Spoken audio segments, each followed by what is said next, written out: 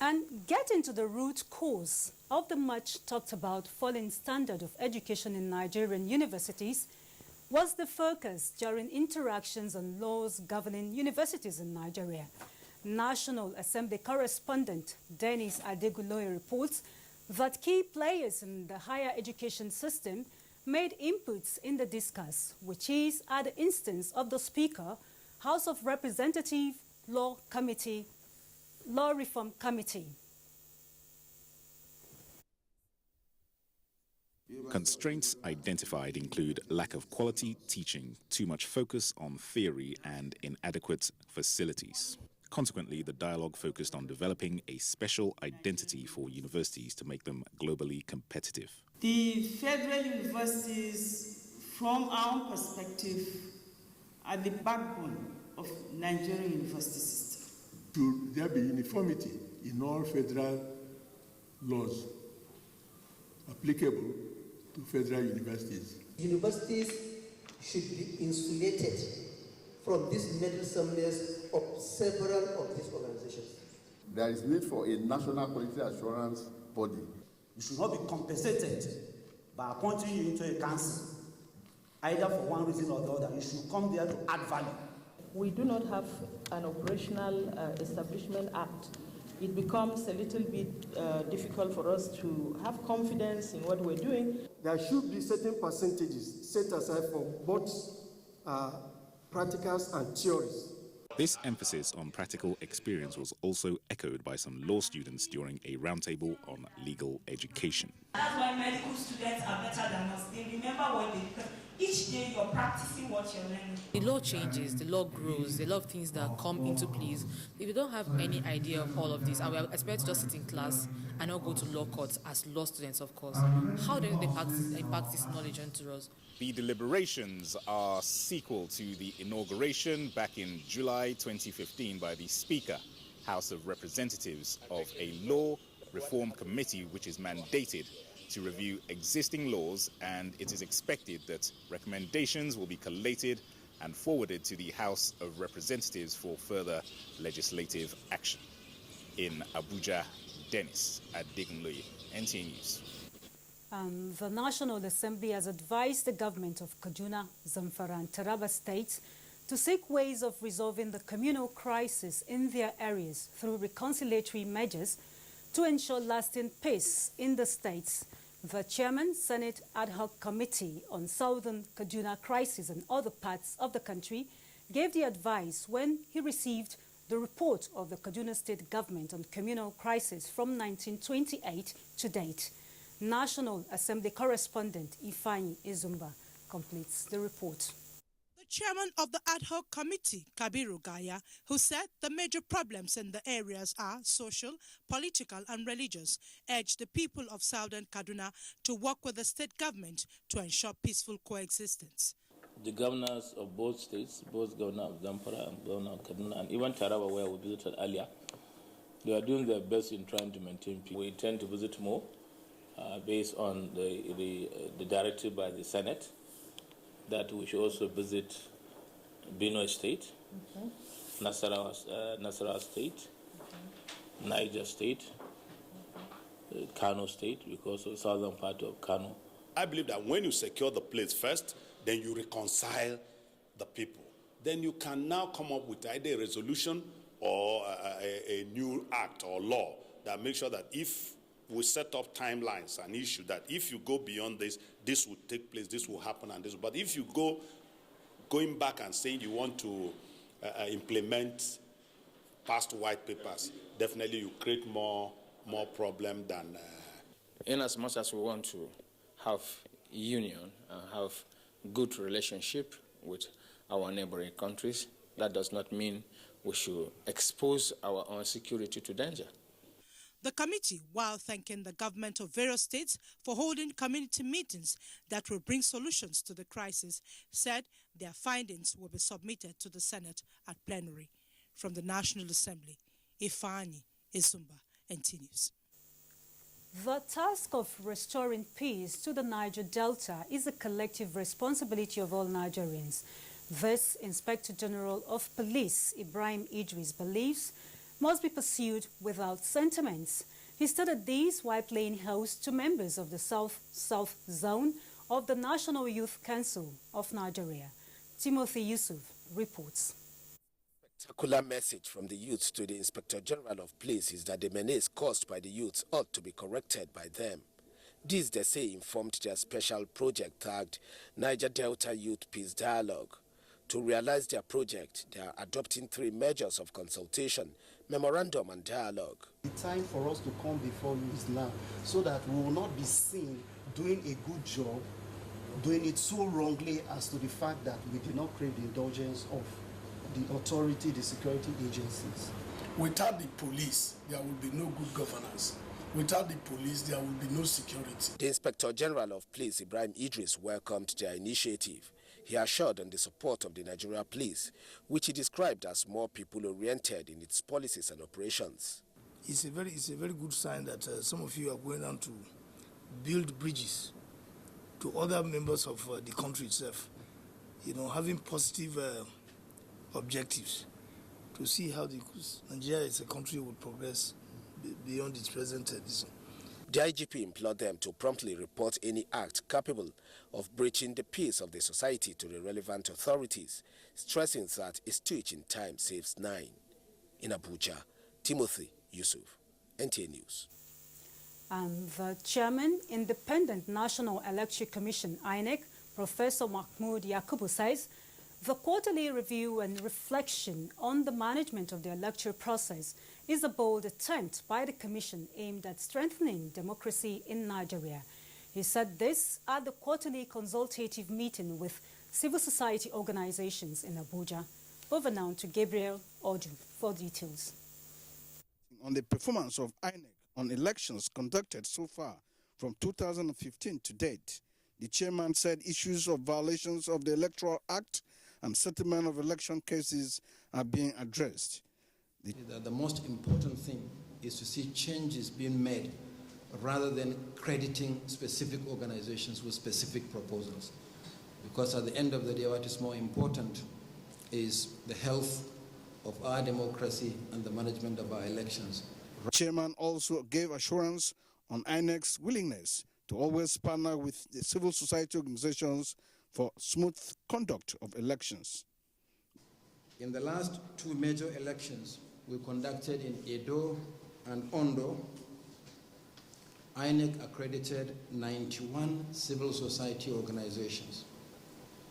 And these 91 organizations collectively deployed 5,425 officers. The regimentation of elections on election day is also a major issue for us in this country. We know that on election days there are no movements and people are restricted.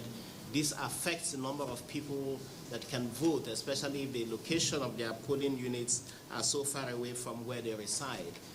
The quarterly consultative meeting between the Independent National Electoral Commission, INEC, and civil society organizations also discussed the role of security agencies in the electoral process.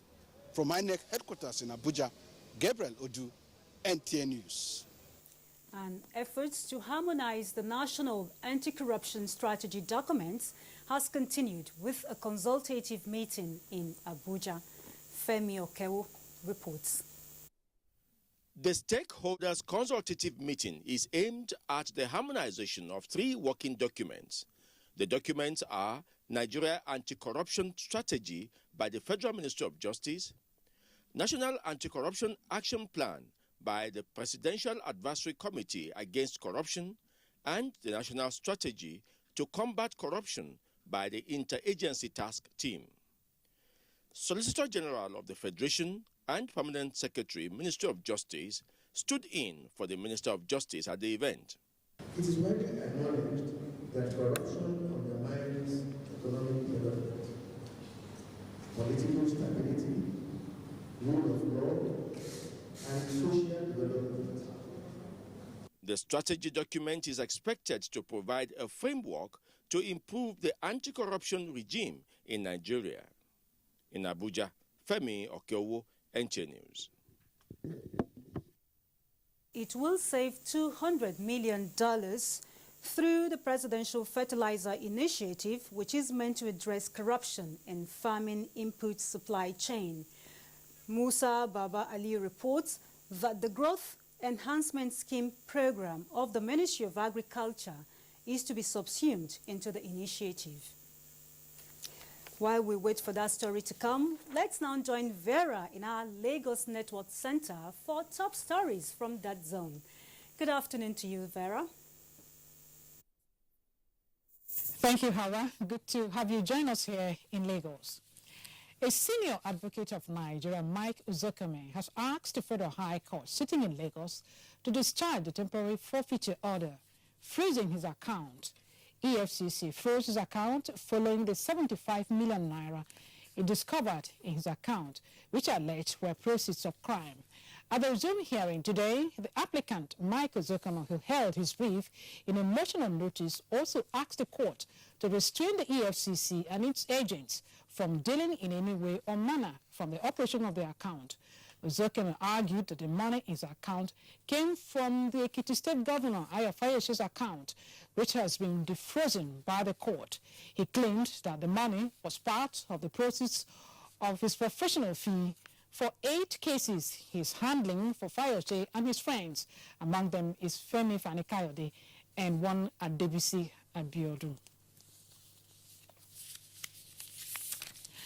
The leaders of the Hausa community in Lagos State have held a meeting with the Assistant Inspector General of Police, Zone 2, Kayode Adoronti, on maintenance of peace and improved security in the state. The Hausa community delegation was led by Serikini Hausa of Agege, Musa Mohammed. Rotimi Oluwabemi has the details. The spokesman of the Hausa community delegation, Alhaji Kabiru Ali Daina, said the meeting becomes necessary in order to strengthen the peaceful coexistence between the Hausa community and other tribes in the state. He assured the Assistant Inspector General of Police of the community's unalloyed support towards sustaining the peace in Lagos. This is not the time when somebody abuses you, you must also abuse him back. We want to progress. Without peace, there is no progress. We cannot achieve any progress. And security can never run on a wheel, on one wheel. It has to run on 2 wheels. One belonging to the uniformed personnel and one belonging to ourselves. We have to protect ourselves by giving the uniformed personnel enough cooperation, enough information and support. Okay. The Assistant Inspector General of Police, Zone 2 Command, Kayode Aderanti, commended Hausa community for its role in ensuring that peace reigns in their environment. He said the Lagos State Police Command will not leave any stone unturned in protecting the citizens, irrespective of their ethnic or religious affiliation. I urge you all to please go back and preach peace.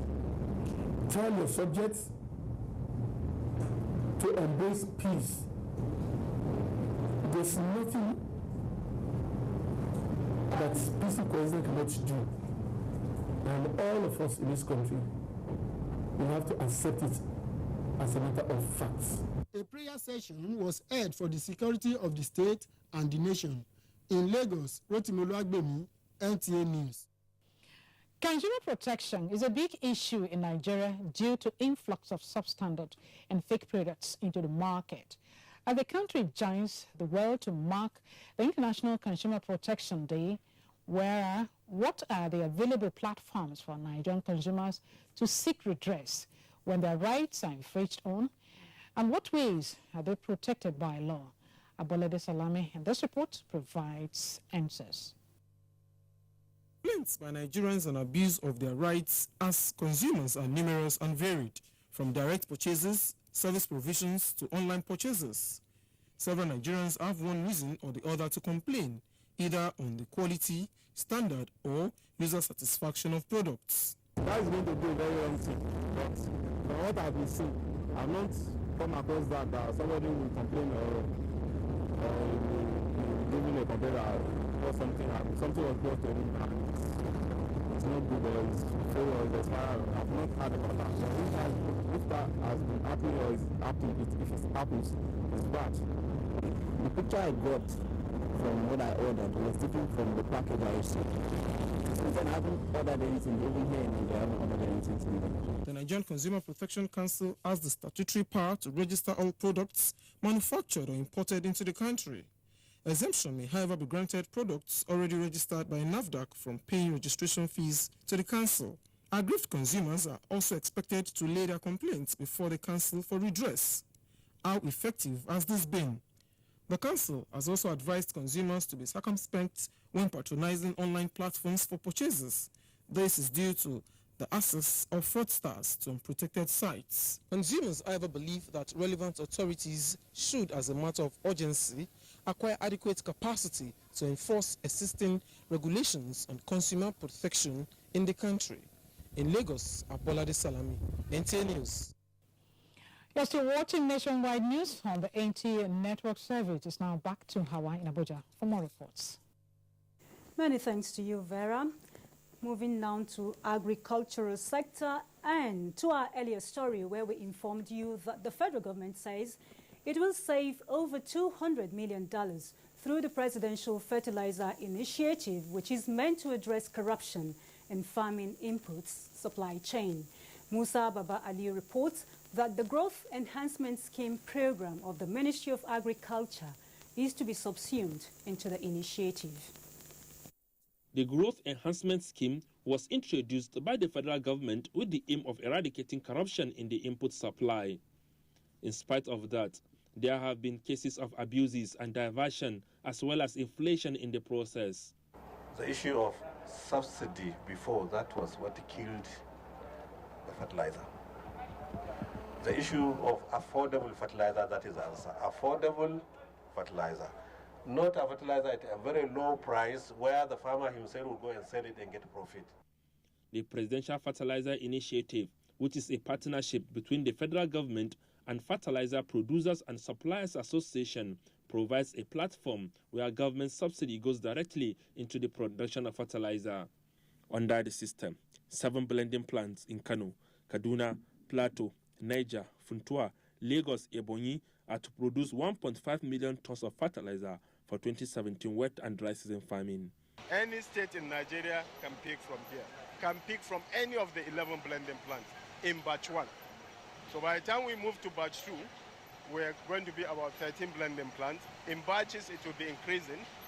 Minister of Agriculture and Rural Development, Adu Ogbe, said Nigerians owe it a duty to ensure that the products are not smuggled out of the country.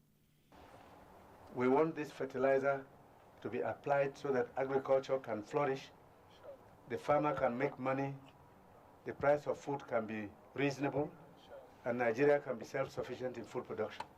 While you are improving yield, you are improving production, you also have to reduce cost. That will give better profit for the farmer, and that will make him produce more, and that will make him competitive. The Presidential Fertilizer Initiative Committee are to ensure that all plants abide by the agreements signed with the government. From Dutse, Jigawa State, Musa Baba Aliyu, NTA News. The federal government says it will continue to work towards ending wheat importation by 2019. Minister of Agriculture and Rural Development, Audu Ogbe, said this while flagging off the 2017 wheat harvest in Garumalan local government area of Kano State. Abdullahi Mustafa reports. Until 2015, wheat farmers in Nigeria were meeting not more than 2% of the 1.5 million metric tons annual demand of flour millers in the country. This costs Nigeria at least $6 billion in the importation of the commodity annually. However, with the coming of the Buhari administration's accelerated wheat production initiative, local production rose to 7% in 2016 and projected 33% in 2017.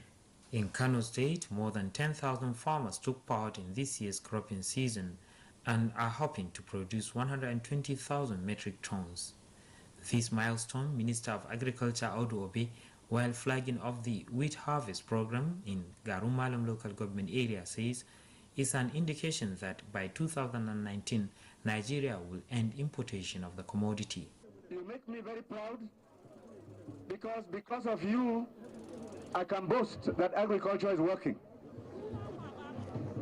If you were not here, I can make all the noise on television. People will say, but we can't see food. I can see food in Kano. He assured that the federal government will continue to do all it takes to achieve this. Governor Abdullahi Umar Ganduje, whose administration was highly commended by the minister, says in addition to 100 million naira for the procurement of improved seeds, watering pumps and other essential inputs have been provided to wheat farmers in the state. In Kano, Abdullahi Mustafa, NTA News. The Nigerian Navy has been commended for its efforts in the provision of operational and administrative support to other arms of the nation's armed forces. Chief of Defense Staff General Abayomi Gabriel Olonishakin gave the commendation while inaugurating the Admiralty printing press built and managed by the Navy in Asokoro, Abuja. Defense correspondent Isaac Nkuma completes the report. Two-story edifice is equipped with state-of-the-art machines coupled with the required space for a printing press.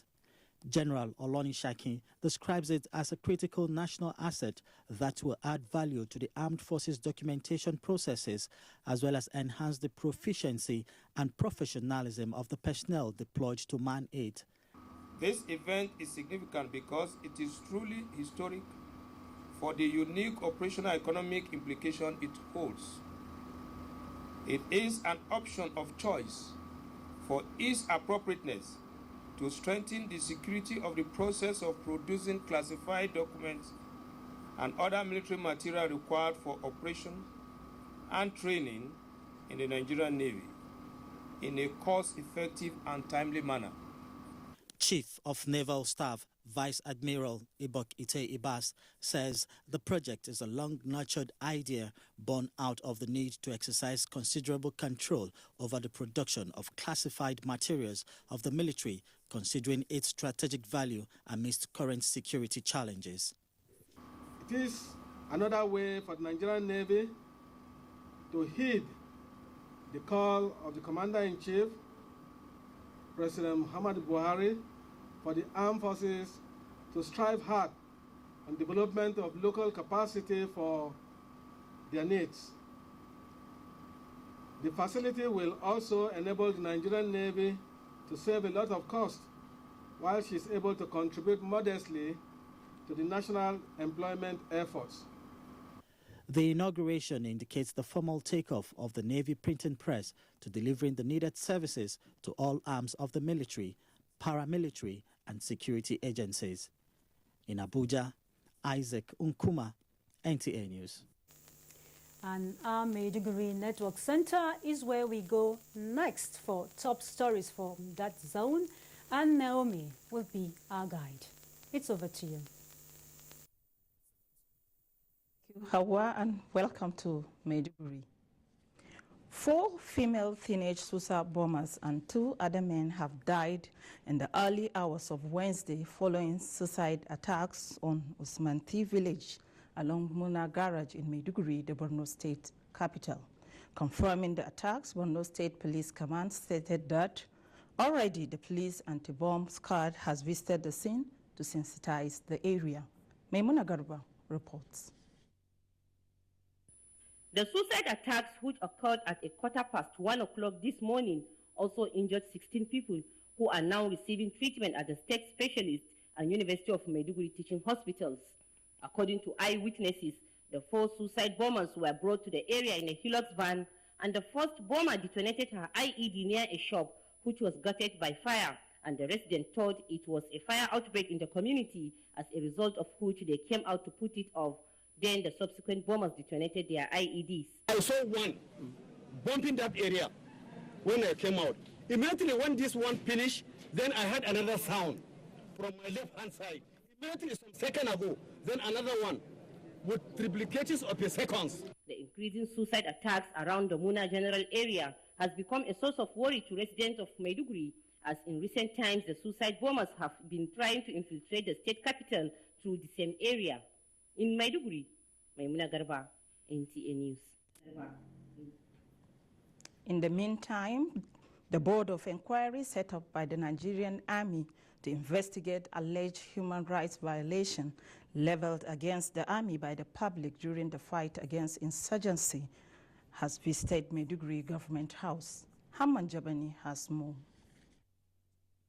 Leader of the team, Major General Ahmed Tijani Jibril, said considering allegations of violations of human rights leveled against the Nigerian army, the Chief of Army Staff set up the Board of Inquiry to come and investigate all allegations and come out with a report. Major General Jibril said as part of their assignment, the team will visit all detention facilities and IDP camps to hear from the team to compile their reports and submit to the Nigerian Army headquarters for necessary action.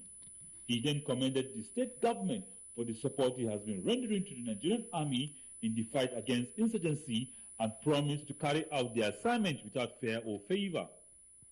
Borno State Deputy Governor Usman Mohammed Durkwa, who received the team on a courtesy visit to Government House Maiduguri, commended the Nigerian Army for sacrificing their lives to defend their fatherland, stressing that as human beings, they are bound to make mistakes sometimes, and therefore urged the investigation team to do justice during the assignment.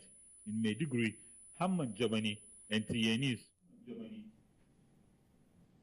The remains of Archbishop Emmanuel Kanamani has been committed to Mother Earth following a church service in honor of his life and service to God and humanity.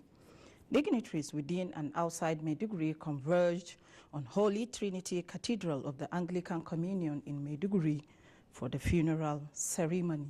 Pauline Kuje Vanna has the details.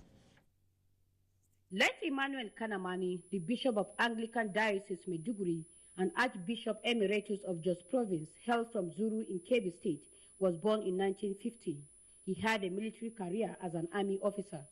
The primate of the Anglican Communion in Nigeria, Most Reverend Nicholas Oko, dwelt his sermon in the book of Matthew, chapter 11, verses 28 to 30, urging all to see the death of Bishop Emmanuel Kanamani as heavenly rest, following diligent service to God and humanity.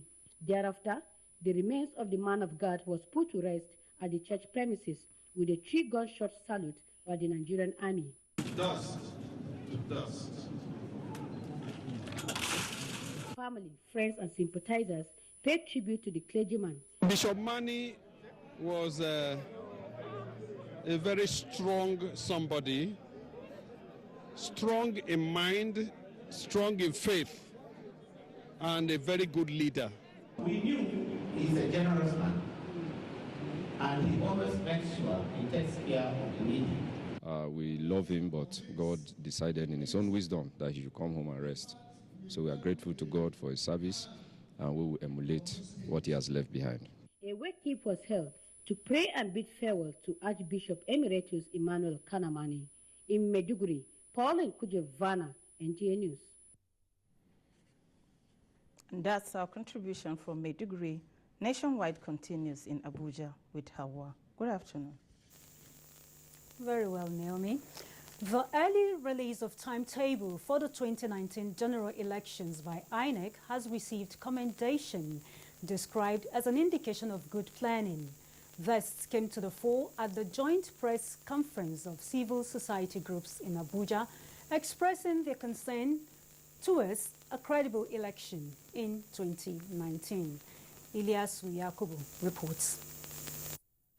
The room was in a sober mood as these Nigerians recounted their ordeals, not just during the xenophobic attack, but also periodical maltreatment by the South African police. The ANC councillor, with other members of ANC, came that I'm a Nigerian and I'm not supposed to own a house in this country. I said, why? They said, no, my house is under investigation. Why some South Africans don't have where to sleep?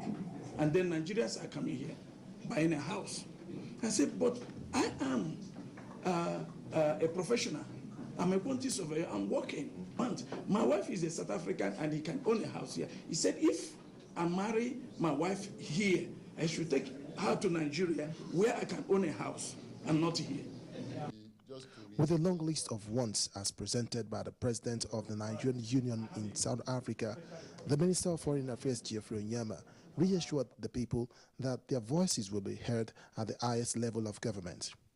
Our position was that it is totally unacceptable that lives of Nigerians and the property of Nigerians in South Africa should be in danger and threatened. Whatever the root causes, that was unacceptable.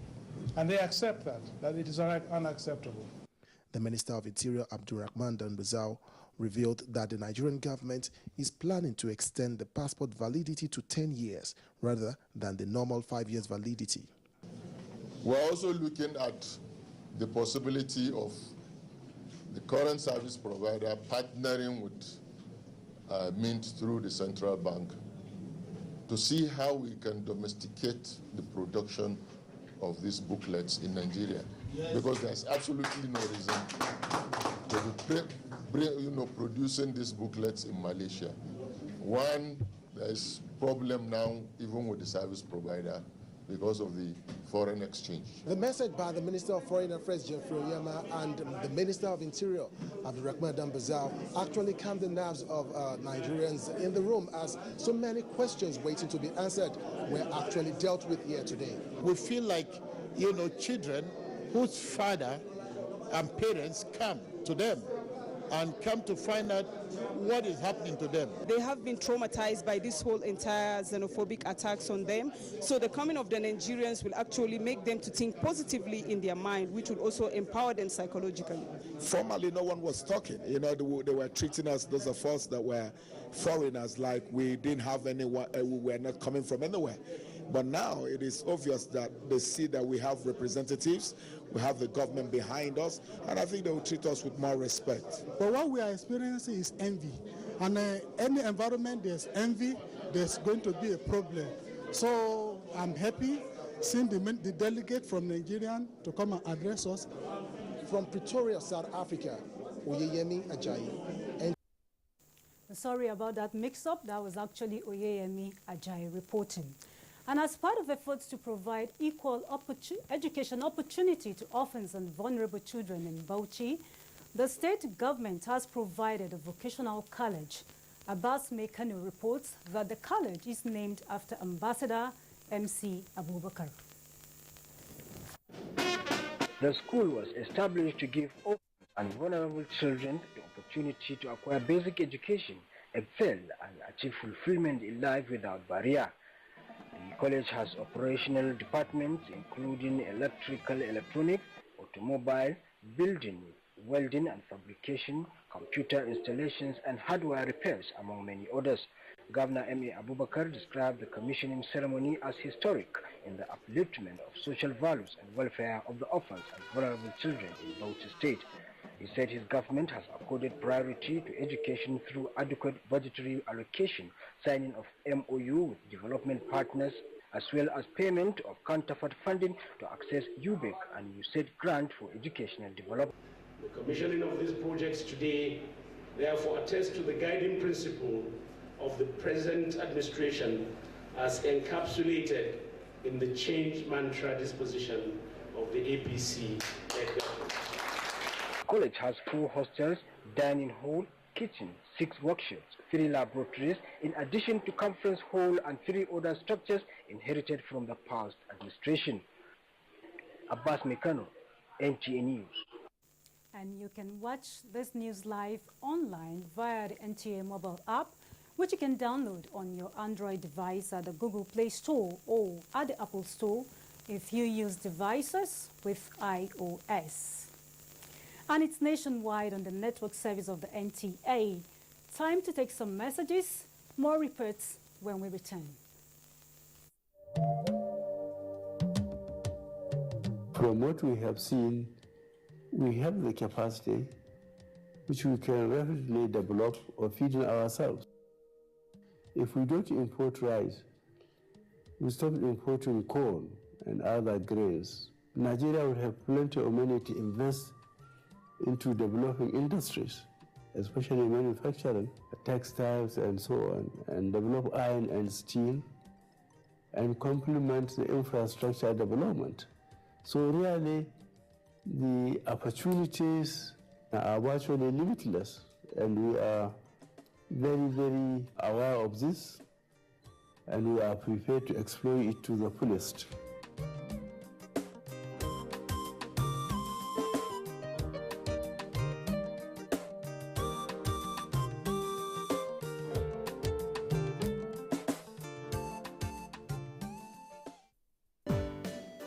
Now, you can hold that dream occasion without stress. Horizon Caterers will provide answers to all your catering questions. Exquisite hall designs, mouth-watering and nourishing local and continental cuisine, suitable for all types of ceremonies, including weddings, AGMs, business luncheon, cocktails. Name it, we can bring it. Our chefs and executive waiters give your guests that unforgettable experience in service. Our service covers all states of the Federation.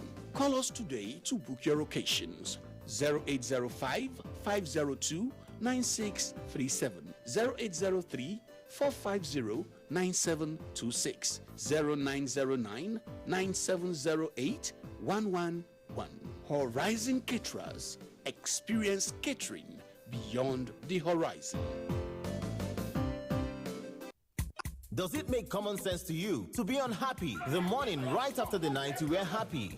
Did your elders teach you that wisdom is captured in these 3 sentences? Make money, spend money, have no money. How can you ask a man to spend 18 million on marrying you when I can use that same amount to marry an entire community? If we spend the money, 18 million, know that the man is a thief. What do you think? My thinking machine is having problems. That is what you do when you put all you have into a party to impress those who may not even afford to spend like that. See, I'm planning a birthday bash with a sum of 2 million naira.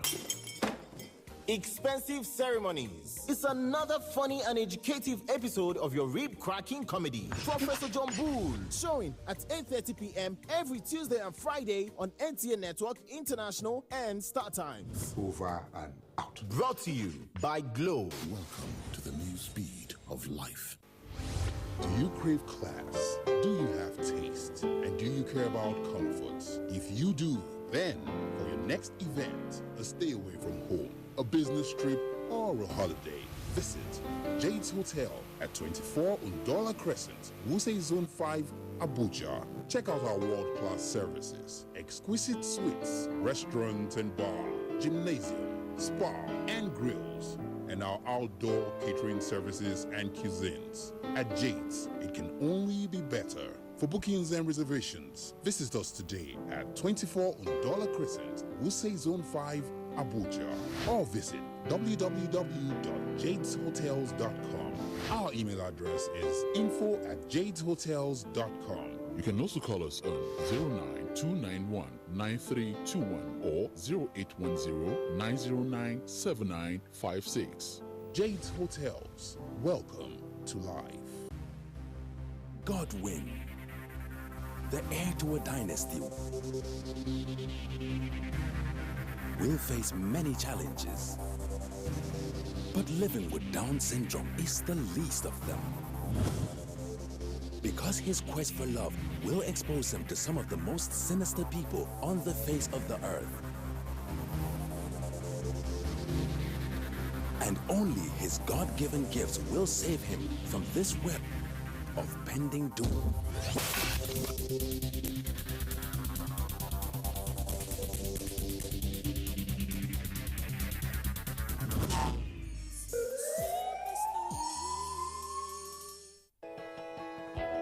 NTA Television College, an affiliate of Ahmadu Bello University Zaria, a specialized institution charged to provide quality professional education in television production, engineering, and journalism. The college is offering 4 weeks course on principles and practice of marketing for marketing heads in radios and television houses, public relation agencies, media heads in advertising, brand support managers, media brokers, and heads of corporate affairs. Date 20th of March to 14th April 2017. Registration 100,000 naira with accommodation. Course will take place at NTA Television Television College Rayfield Jos. For more inquiries, call 08069809807 or call 07036607155 or email us at ntacollege@gmail.com. NTA Television College, training you to be the best you want to be.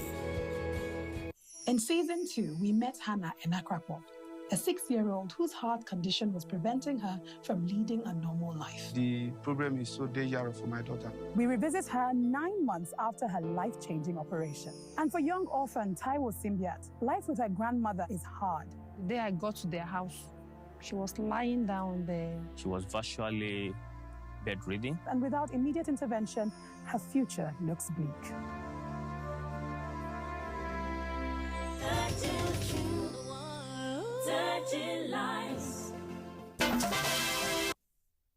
Thanks for rejoining us. Moving on now.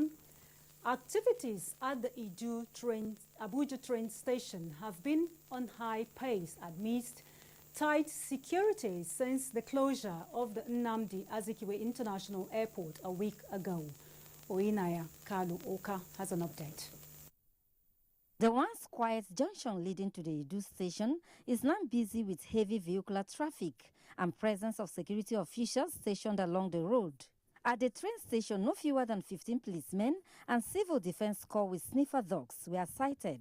The register for passengers riding to Kaduna to connect a flight had more than 30 names, with more passengers indicating their names as at the time of this report. Air passengers en route to Kaduna International Airport by rail are being conveyed in specialized coaches once they are able to present their etiquette free of charge. It's great. You know, I said, oh, how will I not go through all this rough travel and all that? But I think they made good arrangements. Better than the road experience I had yesterday. Federal government dedicated 2 coaches out of 4 coaches to passengers riding to catch a flight.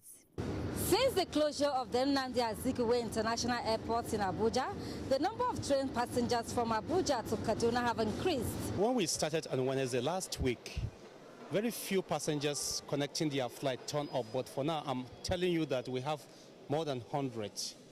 The Nigerian Railway Corporation, NRC, has increased the number of its trips from 2 to 3 times daily from the Idu to Rigasa train stations in Kaduna since the closure of the Abuja airports. Oyinaya Kalu Oka, NTA News. To ensure decency in the practice of surveying at the state levels, chief resident surveyors have been posted to the 36 states with the mandate to take inventory of all landed properties. The Surveyor General of the Federation gave the directive during a 2-day induction course for the resident surveyors in Abuja. Mie Ogidi completes the report. Lack of proper check on the topography before embarking on major projects in some states is said to be a contributory factor to flash flood and the challenges of accessibility in cities. These, among other reasons, informed the posting of these 36 chief resident surveyors who are going to partner with the lands and survey offices in the states to correct these anomalies. They are also tasked to develop maps for the states and highlight areas prone to either landslide, earth tremor, or other related issues for proactive action. For the Surveyor General of the Federation, Ebisinte Awudu, surveying has gone beyond just providing services, but generate revenue for the federal government. This office should generate not less than 10 billion every year to the purse of the federal government.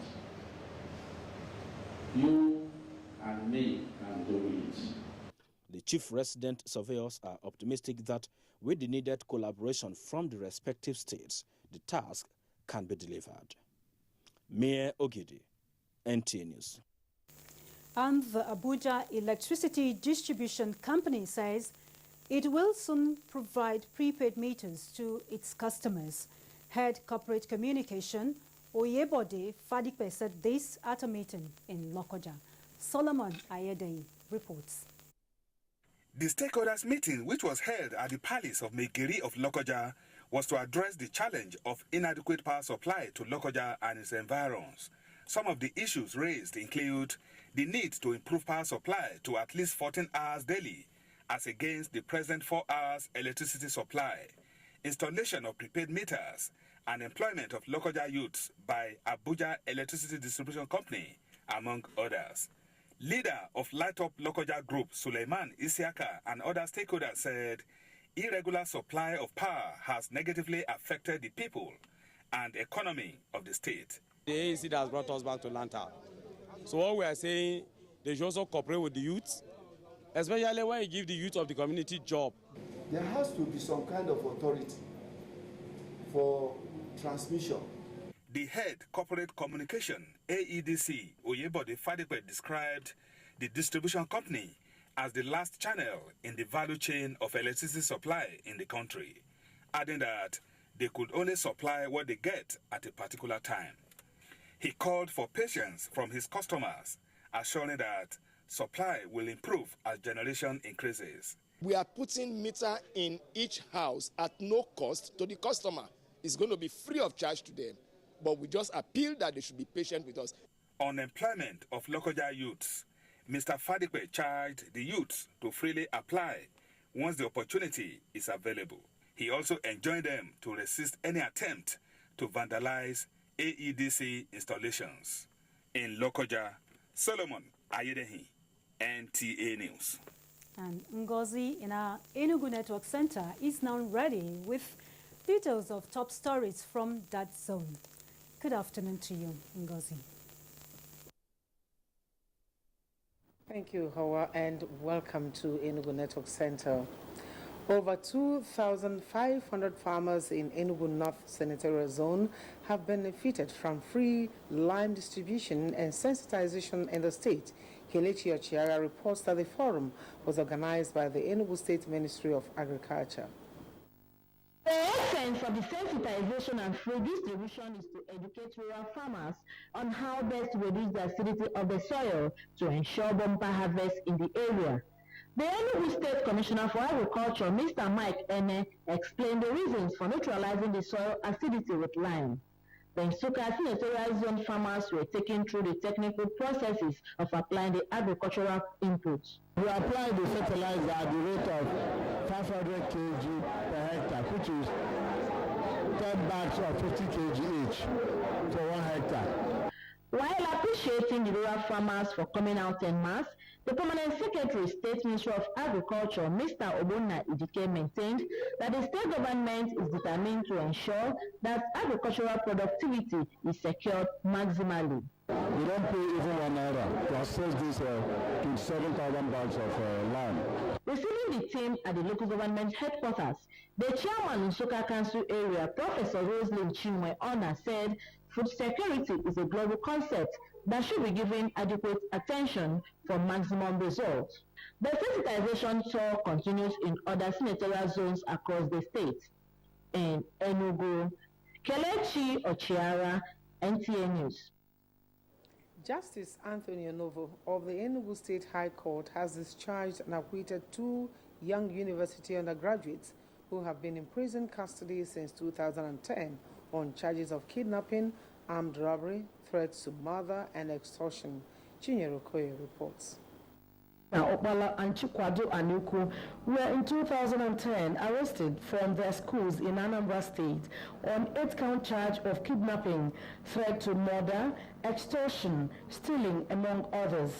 They were first arraigned before a magistrate court, which ordered their detention in prisons. In 2012, the 2 accused made their first appearance before an Enugu State High Court, presided over by retired Justice Emejore, who denied them bail on grounds that their offenses were serious capital offenses. When the trial commenced, the prosecution witness, Solomon Jacob, testified that the accused persons confessed to committing the crimes. Since then, the prosecution was unable to produce more witnesses as ordered by the court.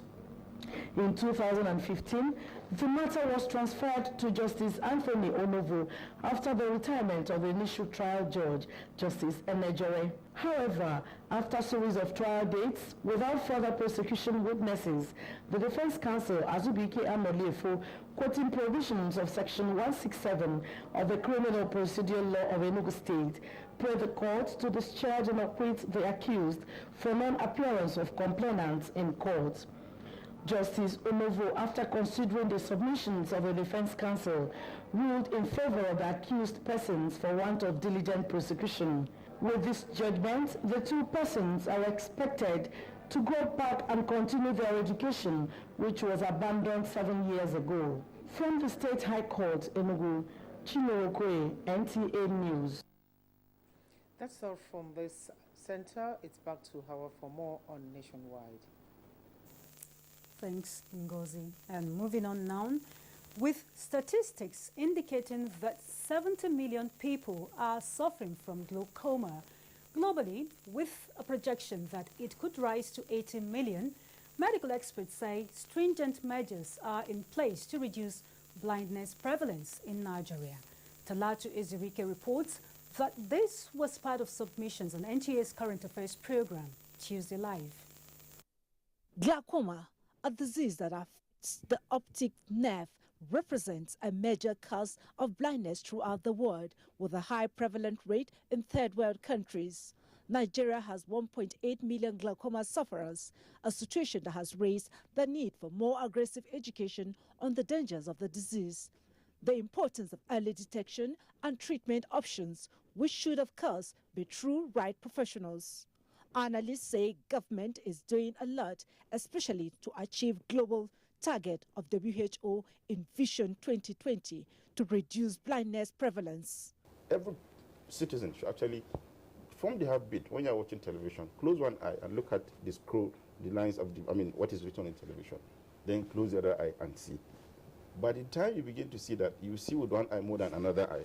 That's a red flag for you to actually look for us, so that we can look at the back of your eyes to tell whether you have glaucoma or not. Government is working hard to build on that. Social insurance at the local government and then the national insurance to expand it, to make people to have access, including these new high-end drugs, the prostaglandin analogs, PGAs. The need of teamwork was emphasized. If there's a facility that can detect the glaucoma in every primary health center, then people can have their eyes checked and then referred to the secondary centers if they are suspect. Until we begin to work as a team with synergy, we will lose vision. It's about the patient, not about the practitioner. The only way to actually tackle this in the long term and prevent our population from going blind from glaucoma is by having an eye check every 2 years or so. So as the world observed this year's Glaucoma Week, the watchwords are adequate care of the eye and non-compromise on professional attention. And as medical experts would say, the eye is too precious to be neglected. Talatu Ezirike, NTA News. Very well, Talatu. And on the foreign scene, UK aid agencies say at least 16 million people in Somalia, Kenya, Ethiopia and South Sudan need food, water and medical treatment. Let's now join Gabriel Odu for more on Global Tidbits. A Disasters Emergency Committee says drought and major reasons for the famine. Last month, famine was declared in South Sudan. Meanwhile, UK aid agencies have launched a fundraising appeal to help millions of people facing hunger in East Africa. While in Somalia, pirates off the coast who hijacked an oil tanker with 8 Sri Lankan crew on board are demanding a ransom for the release of the vessel, the European Union Anti-Piracy Naval Force had said. Away from Africa, voters are going to the polls in the Netherlands in the first of 3 key Eurozone elections. Voters are voting majorly on immigration concerns, reports say. That's Global Tidbit. Gabriel Udu, NTA News. Sports now with Amanzi Marcus. The Ministry of Youth and Sports Development is fine-tuning